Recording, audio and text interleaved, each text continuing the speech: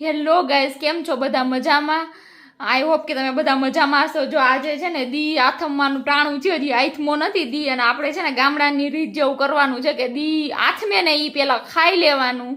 અને જો આજે છે અમારા મેનુમાં આજે છે મસ્ત રોટલીનું શાક, મસ્ત ખાટી છાશમાં રોટલીનું શાક છે, ભરેલા મરચા છે, લસણવાળી ચટણી છે, અથાણું છે, કેરીનું સલાડ છે, ડુંગળી અને કાકડીનું, અને આ છે પાપડ, અને ભેગી છે છાશ મસાલાવાળી. અને જો હું ટેસ્ટ કરું છું ચંદન ચકોરી. અમારે અહીંયા ગામના બધા ચંદન ચકોરી કે આપણે, તમારે શું કે ની મને કોમેન્ટ કરજો. હું આ ટેસ્ટ કરું પછી કહું તમને.